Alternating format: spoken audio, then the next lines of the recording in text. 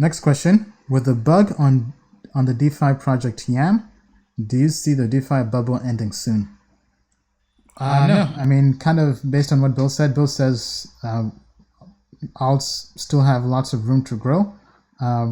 So until Bitcoin begins to rally, I don't think we can say that DeFi bubble is ending anytime soon. Bill, your take? Okay, here's how I would talk about the DeFi bubble, right?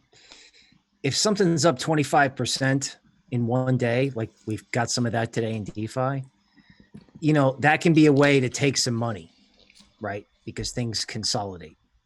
Mm-hmm. I think one project failing is actually a good thing, because now every other project that comes out is going to probably be more thorough, because I would imagine Uncle Sam is going to take a look at who failed. Okay. Yeah. So it's an incentive for everyone else to be more careful. All right. So there's the basic idea of managing your P&L and profit taking. And there's also the idea that in innovation phases, mistakes have to get made.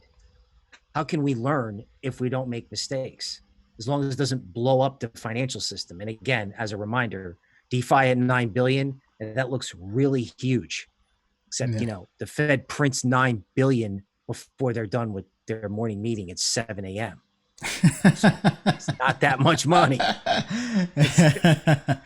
Yeah. And I think to kind of add on to that, right? So your question in terms of, is the DeFi bubble ending anytime soon? I mean, kind of as Bill mentioned, I don't really see this ending soon. I mean, yes, there'll be some corrections, but I think it's something that should be expected. I don't think it's something that should cause panic until really Bitcoin starts to cause alts to bleed. But if you're up and you're taking profits, then everything should be good. Now, in terms of what happened with YAM, so I myself also, as an experiment, did partake in YAM farming because I had Chainlink, and they basically had the Link Marine Garden. So anybody who basically had Link tokens could earn extra interest, right? And so a person in our network was basically making a killing. I mean, so I would say this is one of the value adds of the private network and this kind of being in the professional plan. So literally this person woke up in the morning and said, guys, I'm making like 3% a day on just farming my Bitcoin with YAM. And as soon as he said that, within a few hours, I was on YAM putting my Chainlink. and to me, honestly, that was the first time I've really kind of done yield farming, right? To me, it was just an experiment because I didn't believe in buying the token. I think people who buy the token, that's where you basically get wrecked, right? Because it ended up crashing from market cap of over 60 million to I think almost close to zero, right? Due to the bug.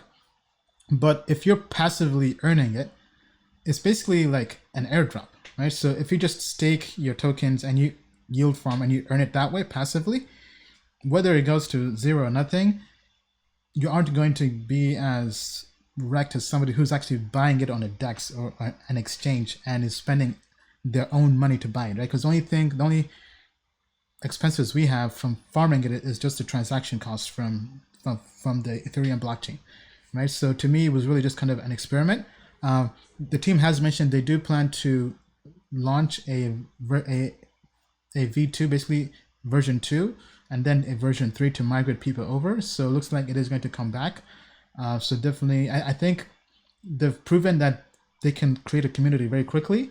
They've proven that there's lots of interest and hype around it. So I think once they launch that third version and they fix all the bugs, I think it would definitely come back again, right?